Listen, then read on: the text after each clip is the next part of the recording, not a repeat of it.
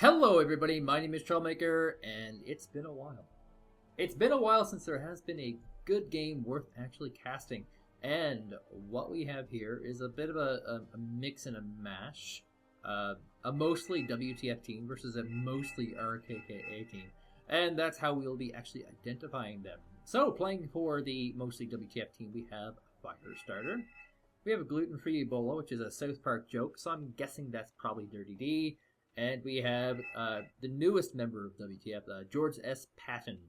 And on the RKKA side, we have Amber T, one of the better players in the game, period. We have Ronin Iceman, who is basically the only North American player to have ever seen a finals in the Wargame Cup go for Wargame. And we have Gripper. And special shout out to Gripper. He does a lot of casts on his channel. If you want to give it a try, look on the right hand side of my screen or my channel, and you'll see I have a link there for Gripper. He does a ton, and he is a clansman himself and does a lot of high profile matches in his casts. He's also an exceptional player, so his insight into tactics is going to be very different. He often invites members and opponents to commentate on the games they've played in, and so you get a very different perspective than what I am offering here. This is a very cool map. It's one of these first maps that we were ever actually introduced to. And the reason why it's cool is a few things. One, there's this big old island here, which is mostly useless, but it is an avenue for sneak attacks. You can actually sneak some pretty nasty heavy tanks across here and to shoot into this area and get a crazy flank. It means you get to avoid the normal bridge dynamics, which is very complicated and both simple at the same time. There's no real line of sight on these bridges for the most part. Once you enter them, there's no line of sight until you hit the end here. So anything that's staged, like in infantry, that would be put right here, will axe every single tank or vehicle that comes across, making it a very problematic spot to actually engage in. Generally speaking, you go for a pretty powerful air rush to open on this map, because this bridge dynamic is actually so poor, and the contested area is usually right here, and this gives NATO a slight advantage on this map. There are some opportunities here, but they're not as potent because there's a jungle in the way of the actual landing strip. Small disadvantage. And you can also land right here. This is another popular spot. Let's play some infantry in these areas here, and allows you to push in. And there's a lot of really wonkiness. That's really hard on Red 4 players. You can actually go on through here actually and get in here pretty easily, whereas going the opposite direction, sliding in this way, is very problematic because there's this jungle right at the bridge, meaning that you can put a small or a tanky shao, I forget what they're actually called, or any of these sort of low range, high damage anti-tank weapons in this area and just smoke anything that comes out. You don't have that same opportunity here. You have to use shorter range or longer range, less damage anti-tank weapons on that particular choice. So yes, many of you probably want to see the units that are being deployed here. For our Blue 4 team, it's a lot of Roland anti-air units combined with some light vehicles with some infantries in them, as well as small smidgens, incidental amounts of infantry carriers. And the same thing over here, except we're looking at anti-air helicopters here, and mostly a ground-based approach. The idea with this here is to kind of try and pick off anything that tries to come across here. Looking on the Red 4 side, we'll note that they have mostly a ground-based approach, and this is kind of how you have to play this map. Once again, a few smidgens of air units over here, but these ones are a little bit different. These are recon air units, and they will be used probably to try and sneak in and get some behind-the-lines intel. Firestarter always likes to do things a little more interesting and a little more different, and this is no exception. He's gone with a Scandinavian motorized deck. This means he's going to be getting a lot of high veterancy infantry units. As well, when you look through his other options, you kind of see that he's gone for more of support roles with bombers and other vehicles that will help with large infantry pushing. So I'm just going to go on the assumption that gluten-free Ebola is in fact going to be Dirty D. It could be somebody else, but we'll just assume what we all think is obvious. Gluten-free Ebola has in fact gone for a very American deck. He's got those Patriot missiles and the ATACMs, and these are very, very potent support options to be able to deploy. Some would call them overpowered. So much so that the latest patch leak indicates massive nerfs for both of them. He also has a lot of support-oriented units. He has a ton of infantry, but note, he has a ridiculous number of attack helicopters. In fact, all of his recon helicopters are actually attack helicopters, so could be going for a very mixed approach here. George S. Patton, proving to be a man after my heart, has gone with that armored deck. With the armor, Eurocorps, he's going to have a ridiculous number of Leopard 2s deployed. Ridiculous numbers. They're high numbers, they're very potent, and on that open field combat, they're going to do very, very well. When you do an armored approach, you have to have a lot of anti-air, and this deck does not cut short on that. You have a lot of anti-air vehicles that will be deployed, and they're very, very potent, as well as some moderate amounts of air support. Amber T, on the red forward side, has gone for a USSR red 4 mechanized deck. This allows him to get the best from the entire faction, which means ridiculously high numbers of infantry. He's also gone for a pretty strong air superiority strategy. He's not really going for the standard cheap planes play. He's got a lot of fairly expensive planes that he will be using in this matchup. Ronin has also gone with a mechanized deck, but his choice was to limit it to simply the Eurocorps. This allows him to get a lot more high-quality Eurocorps units, including in the infantry tab. You'll note that he has, in fact, quite a lot of anti-air infantry choices, those man-pads. And he also has a Leopard 2, which is a great choice for this map, because this map has giant, wide open areas, which a Leopard 2, and any heavy tank actually, can take a lot of advantage of. In the air, he has the Raphael, a lot of good air superiority vehicles, but unlike Amber T, he has gone for the cheaper options as far as attack planes go. Griffer has also gone for a red 4 deck, but he's limited by Motorized instead.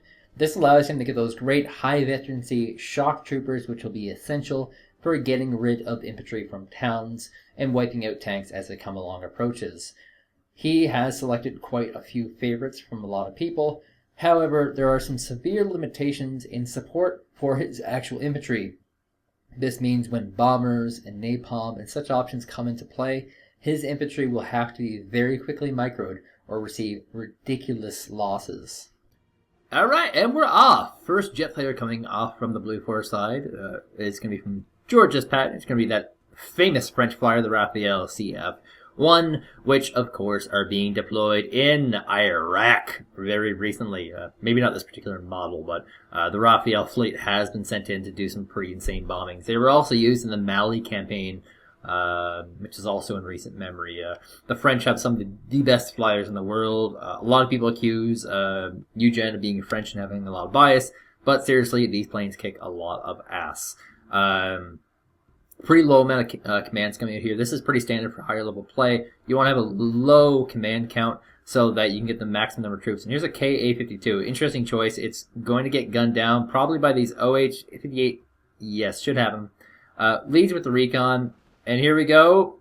Down, yes. Fortunately, a bit of a mismatch there for this particular encounter. Normally a pretty good choice, but you do need to have a lot of planes with it. There were, in fact, it looks like not really a lot of radar weapons here for the cap. Raphael will get away from the MiG-29 913S, another one of these super, super powerful, overachieving helicopters.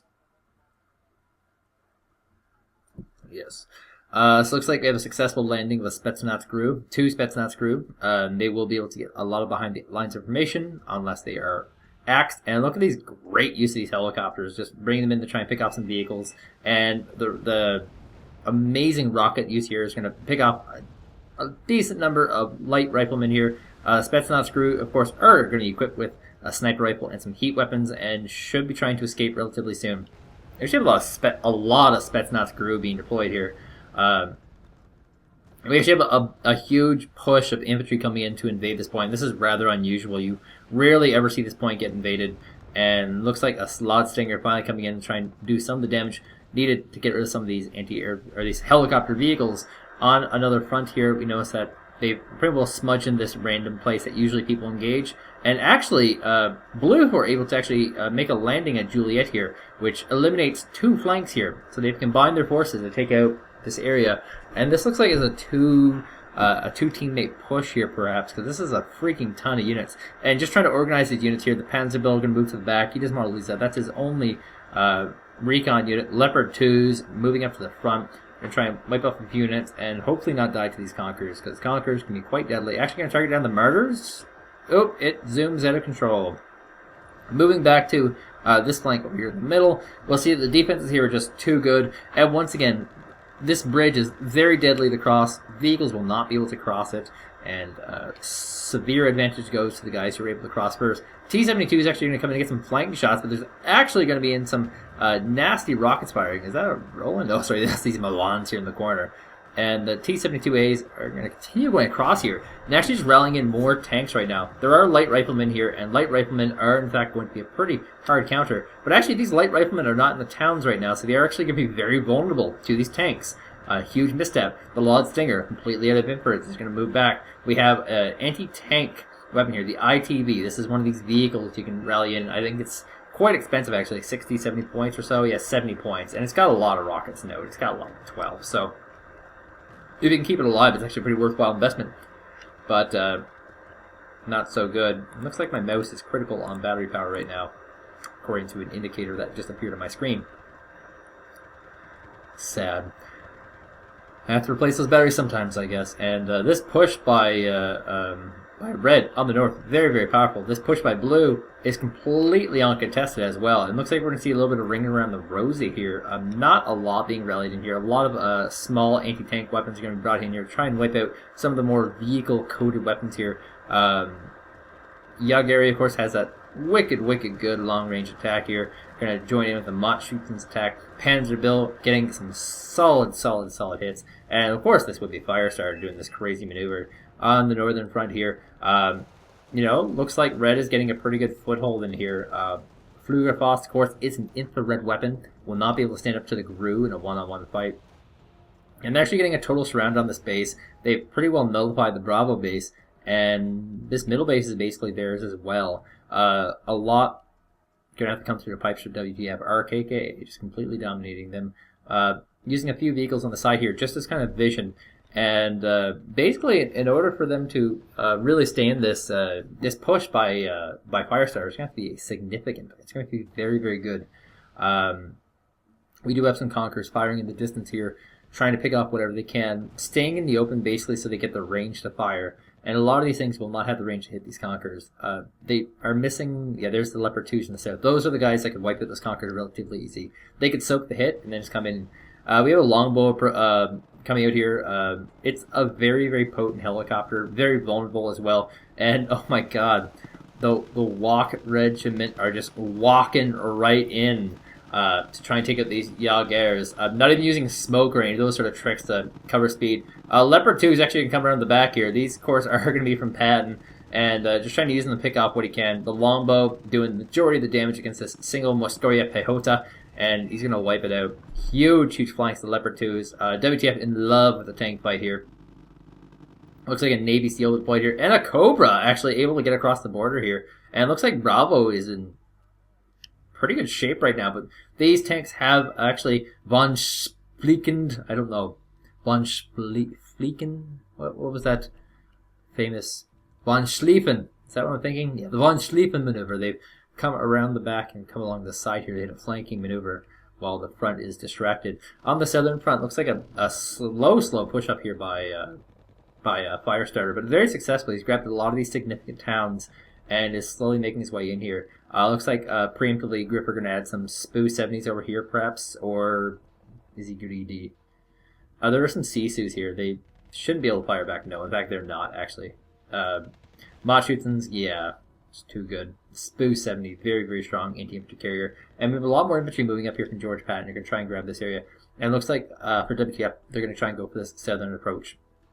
It's a very, very long way to golf.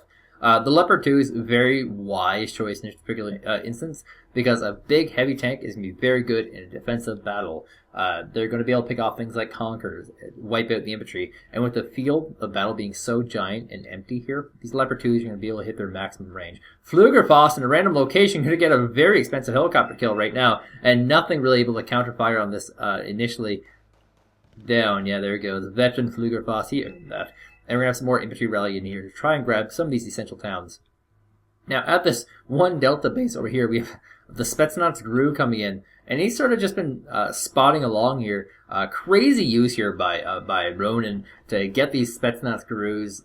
Not only just using them for recon, but also using them highly aggressively. We have a KA-52 coming in here. This is round 2 of the KA-52. The OH-58 CS will die this time because it does not affect any ammunitions. The Chaparral here should be an effective counter. It is an infrared weapon, which means that the anti-radar capabilities of the KA-52 will not come into effect. On the south, we have some smoke finally being deployed. And yes, we're going to see the Sisu going to do a pro landing here. The smoke here was basically to stop the Conquerors from firing on the Sisu. And will in fact be able to grab that position from that Machschützen. And they've actually grabbed this place as well. The Panzer Grenadiers able to grab the position. And, oh, this poor helicopter has burned through all its ammunition. And Gripper just not on the up. He needs to get that pulled back and reloaded. It's a very, very not so cheap helicopter to lose to a Marder 2. It has used all of its payload, however. And looks like he's going to have to pull back. And probably will be able to if he's timed this right. Longbow here getting picked off perhaps by this airplane, the MiG-29. There's nothing really to stop him right now from hitting this place here. All I can really do is move, and yeah, he's trying to throw everything he can. There's no real anti-air in the area, so there's no real risk, and there you go. The longbow is finally down. You'll probably want to bring a command in there eventually to try and wipe it out. Raphael CF1 goes down, but brings the MiG-29 down with it. The SE-27M, of course, will in fact survive the day. Command wiped out. We didn't see it, but we knew it was coming. Ronin with these expert uses of recon, just picking them off. SE-27M getting some deflector shots on the... Oh my god! The Intender goes down! 26M V1 going in for these crazy shots on these vehicles. Going to get a lot of them down. The Wok Mensch are going to pick off a lot of them as well. And just too much emboldened forces here. The Leopards too, trying to do that long-range support they were talking about. But there are, in fact, some pretty long-range shots hitting back at the SE-27M coming in and doesn't do any real damage to it, unfortunately. Haven't really seen a lot of cluster bombs or anything of those sorts here. And the Navy SEALs actually looks like they're just slowly creeping forward. Going to be able to wipe out these GW Ban command infantry very easily with their frag grenade rounds. Able to get rid of one of the Wok Mensch or push them back. Panzer Grenadier pushing forward. All the infantry are kind of just funneling into this position to try and wipe them out, and looks like they will successfully get in, but at what cost? Half of the division isn't that gone down. Whoa, we just saw a massive barrage hit this area, and I don't know, man, with the amount of support here, these Panzer Grenadiers might just survive. Jagers are going to pull back. He's got 2 squads there, one is low on health. He's going to try and probably resupply those with supplies, and these Wok regiment are actually just going down rather quickly. The Panzer Grenadiers are in fact not. There's a Spetsnaz GRU just sniping away, picking off what he can. But looks like it could go down as well. He might actually have to pull back. Panzer Grenadier only has 5 hit points left. That's the effective foothold required to hold this. Jager can hit some side shots as well. And Spetsnaz GRU has moved a little bit further away to try and get a better sniping position. We have Machschützen moving in here. And Jager actually going to move up. This is going to be a mistake, I think, because it is getting obliterated as it moves up. Once again, losing a lot. The foothold is still not in play, though. The Wok regiment are all down. The Jagers are getting picked off quite effectively by these Spetsnaz GRU, which are just hitting those Dragunov sniper shots. And I don't know who the enemy team is, but he's got 70% of the conquest points needed to win here. That's a weird warning. And looks like Blue able to sneak a few Stormers in here. Has spotted the GW Ban and has a command here to immediately attack it. Artillery fire is immediately going down to wipe this out. And he's actually got to move this GW Ban rather soon. Now the thing is, he can't move it out into the open because that's just instant death. He'll lose it to the artillery guaranteed. He needs to actually move it forward, which is rather unusual, but it's kind of what he needs to do. Stormer goes down, and now he has to move it forward. because artillery will be firing here and here. He's got to stay in town cover. All the while, the southern push, unfortunately not that successful, hasn't actually made too much ground and has been pushed out pretty successfully by a very potent RKKA team. Amber T, just such a solid, good player. And of course, Ronin is not any shirk by any means, and Gripper is not such a bad guy either, I guess. We have such good spotting everywhere, except for here. He's going to bring in another command, but looks like he's going to go for the town this time, so it's a little more protected. The Navy SEALs, unfortunately, no sniper rifle on them, so they won't be able to pick off this long-range target. And they're coming in with a helicopter, which can be used for some pretty sneaky stuff. And look at this snakiness here by Gluten-Free Bull. Bring in 3 OH-58D Kiowa WRs to try and wipe out some of these command targets for a last-minute hurrah. So, synopsis so far. Congratulations basically to RKKA in this friendly little skirmish with mixed teams with which some members are not from WTF and some members are not from RKKA. There hasn't actually been an announcement yet on any particular tournament plans, which is a little weird. It should be coming out soon rather than later. But these are the kind of players you'll have to be looking for. These are the guys who'll be doing redonkulous amounts of damage. Ooh, so good. The Corsair shots here. Is this infantryman actually in that territory? Easy question. Looks like no. This one infantry is not actually in that territory. But we do have a lot of these Kiowas sneaking around to try and do a little bit of damage. There are lots of Shilkas coming in here. And he has in fact spotted one of the command units just walking on in like some guy who don't care that she stood in line since 9:30. And looks like this flank actually might finally break. Firestarter finally will break it basically near the end of the game, or what will appear to be the end of the game, because things are actually getting kind of interesting right now. And the Kiowas are coming in. Only 1 hit point left on that command, remember. 5 on this one.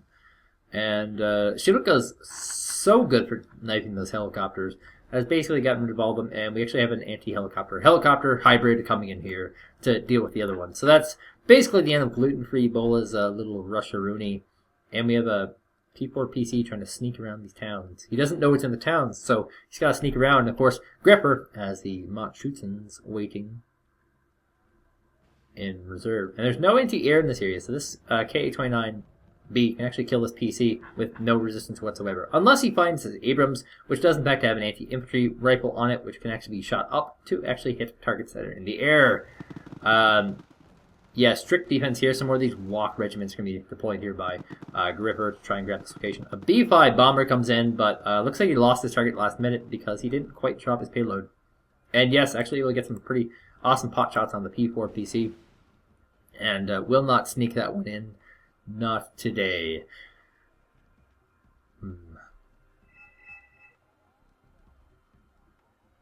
This is the most clustered area of anti-air you will see in anything. So much anti-air clustered here.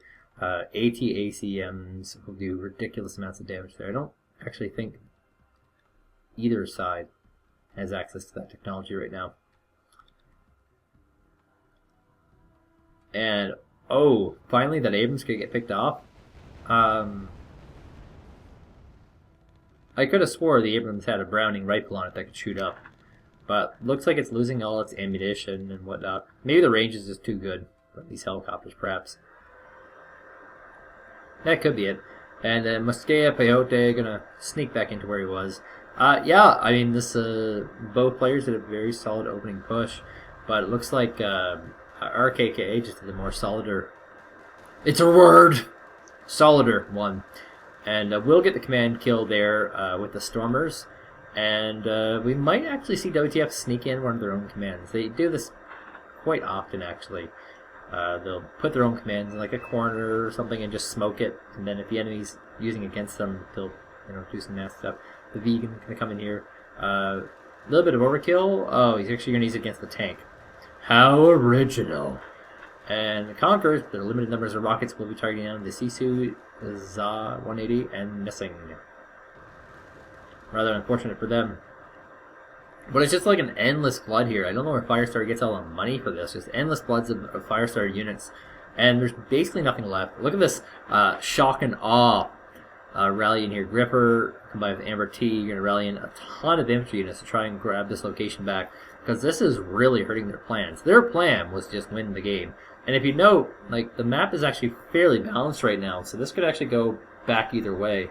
I mean, both team members basically want to one-shot the other enemy's command unit. And yeah, we actually have a command being rallied in here, so by WTF. So they're probably going to go in and try and smeagol a corner or stick one next to a building or something along those lines, just to do a little bit of damage.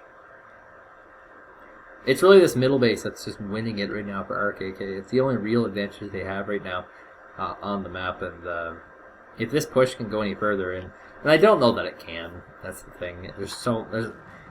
They will be in a good position. They really need something like the Leopard 1A3 up here to kind of help deal with these vehicles and these infantry units and whatnot. But it's just such a long line of a conga line of walk regiments and Machutens coming in here. They should be able to hold this position down, and I just do not foresee them actually making too much of a push. And like a lot of these other flanks, like Red has no reason to even invest in. Like Delta, there's nothing really here. Actually, you're trying to use these helicopters to pick up these Corsairs, but they have spotted. I should have a MiG-20 something coming out. Looks like they're going to be deployed elsewhere. These Corsairs are trying to be sneaky, but the Shilka should be able to hit it. Looks like good, yes. And this Corsair is going to actually fly past this command. He probably doesn't even know it's there. And here comes, finally, MiG-23. Okay. That'll do. And this time, will he hit it? That's pretty dead even.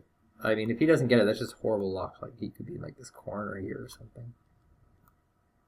I mean, he's not taking any... Oh, there he goes. He actually moved it and lost it. That's how it went out. Okay. Yeah. Two squads of Machutens randomly going to this front area here. I don't even know how they snuck in here, but they're very good for doing it, and might be able to get some Humvee kills to get rid of some of these anti-air units, which I assume are the Plugenpost. And we might see some rocket pods get deployed here. There we go, the rocket pods. If you hit the T button, that's a fire position, and that's how you really use those rocket pods. You turn off all your weapons and just rocket pod them down from the long distance. That way you don't have to deal with any of that sort of stuff. And we have a huge rally coming in here, actually, from the WTF side. A ridiculous rally, actually. And, yeah, like I kind of said, like, there's a number of units that are coming in here. They were able to push it back. Not cost-effectively or anything along those lines, but it was able to get pushed back. So they'll be able to reclaim this hotel base and, you know, do stuff. They have, however, lost this 2-point base here. Red has jumped across and grabbed that. So they are still quite behind. Kind of surprised this game hasn't just ended already. But alas, it's kind of been a bit of a slop fest here. And here comes the very late to call command here. The Sisu ZA-180. Probably going to have to evacuate from the area relatively soon. He might even just try and tap it. Just walk in, drop it, and then pick it up and leave. Just for like an extra point or whatever. Because it's there, you might as well get the point. It's one freaking point, but it's still worthwhile. And yep, he's actually in there. He might even look like he's staying. Oh, the bombers are coming in this corner. I see why. And the bombers are going to get all of the infantry units. Dear God, that was crazy. And got SU-275. Going to try and come here and pick off some of these units. But he's going through a nest of anti-air right now and goes down! That is a huge win for them. That's a very expensive unit. None of these infantry units actually have... Oh, sorry, this guy's got 2 Sackler's rockets left, so he could potentially take out this vehicle. The KO is just going to sit here, however. It looks like he's not even going to try and run away with it. And here comes another bomb. Going to wipe out a very nice chunk of the infantry here, and the infantry with the weapons actually died there, so they actually have no anti-tank capabilities right now. And we have a helicopter coming in to try and do a little bit of tank skirmishing. So you're going to go for this Swedish, let's say Swedish, yeah, Swedish tank. Try to pick it off, and he'll get rid of the reinforcements and probably get this command as well, which might feel like a bit of a waste, but I think he just wants this to be over. It's kind of his way of saying, like, get out. And yeah, not too much of a movement. I mean, they've grabbed Delta and Bravo, which is crazy. And if they actually continue pushing this flank, they could actually probably slowly make their way to Gulf. However, this is like the big emergency right now. Just so many units down here for them to deal with. And they're, you know, they're not getting that many units in here to defend. We have two squads of Mastoria Pehota in play here. And they are the 90s, so they will do slightly more damage. They're trying to get rid of that KO, but there's so many units coming in here. And is there going to be another rally? It looks like another decent-sized rally. 30 or so units coming in here. So it's going to be a little bit of an infantry skirmish off right now, as the Jagers are basically trying to just protect the KO. And was he in his own units here? It looked like it, but no. He actually somehow dodges every single unit with the craziest spread possible. And the KO is right in the heat of battle. It's got its weapons off, so it doesn't identify itself, which is so smart. Everyone should do that. Not everyone does, of course. And Jagers are just going to try and go behind enemy lines and try and sneak in and grab one of these town locations. There's a lot of tanks here, so these infantry, if they can actually get in, will be able to do a ridiculous amount of damage here. And yes, able to get in. These helicopters have been skirmishing pretty good, but they should get killed pretty soon. I mean, 1 hit point left. A phantom bomber. Oh dear lord. So yeah, just fire everywhere. I kind of thought that would happen. The KO is now completely exposed. Phantom bombers have this weird penis sort shape on their napalms. And yeah, the KO will in fact completely go down. 1 hit point left. It should not survive this. Helicopter should pick it off. There we go. And so now the zone goes back to control of RKKA, as they will be able to continue on with their madness. One thing we haven't seen a lot in this game is ridiculous amounts of artillery. It's actually been very, very light and mostly unit focused. And I would be surprised if WTF didn't just abandon this flank for now. Yeah, that's exactly lots of AT coming in here. So they're probably just going to try and mostly abandon this flank. Just leave it defensive and hope that their opponent pressures it pretty heavily, and then try and go and retake these areas, because they're actually very lightly defended. There's like one T-62 tank here. That's it. One tank. I mean, you can get rid of that with one plane. Now keep in mind, like, you might be sacrificing that one plane, but still, it's still one plane.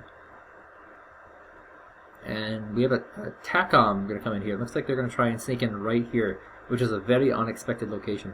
But the Spetsnaz Guru in position here, they might actually be able to spot it. So that'd be rather unfortunate for them if that in fact happened. And looks like, you know, things should slow down a little bit. Yeah, things totally just flipped up around there, didn't it? Things should slow down a little bit. I mean, basically, I don't think WTF has real play right now, is unfortunately the problem. They kind of have to just kind of sit and turtle a bit. And for RKKA, like, their game is going to be pushing. Because the good thing about, in these last-minute all-in positions, the good thing about getting, like, cheesy pushing units is that they're really good at countering other cheesy pushing units. And it's all in right now, so they're just non-stop dropping these Corsair shots, these cheap ones, and Nighthawks coming in, just bombing random locations, basically, because we're there. And oh my god, he actually walked into it. That is just horrible luck, but did not die, so yeah, he survives. And this command will in fact survive as well. And, they were actually able to neutralize this. It's crazy. That's weird. Random. They probably could have done that the whole game, I guess. Strela just launching weapons freely at this Tornado ECR, like, and it's at that point where it actually doesn't matter how many units you lose right now. If you can kill commands, you can save the day. That's sort of the mentality that we all have, and it's definitely true. If you can kill commands at this point in the game, you're the hero. T-72A in a good position to pick off these anti-tank units, which if they were just to deploy, they might be able to kill these. But it looks like they will all die off with relative ease, and the recon infantry will survive. So, you know, the heroes of this, let's go through the list. Really ridiculously good infantry use, especially this Spetsnaz crew from Ronin. I a pretty effective defense here on the south here by Amber T and Ronin. And of course we have our push through the middle from Amber T. And, Gripper was there. Here he is, just hanging out. I'm pretty sure he's playing more of a support role, actually, in this particular case, because it doesn't appear like he has a lot of units on these flanks. Any of them, actually. Just smaller groups like these Special Jednoskis, which are the special ones. Sacrificial lambs to slaughter. And, like I said, these are the kind of guys that you'll be looking out for when Wargame Cup comes back around. Hopefully in a couple months. We're hoping it'll be then that the game will be balanced enough so we can have a competitive multiplayer tournament environment. There will be, of course, people coming back. I have a feeling like the Japanese Corps will just randomly show up, like Tapo Matako will just show up. Those guys are just brutal players, by the way.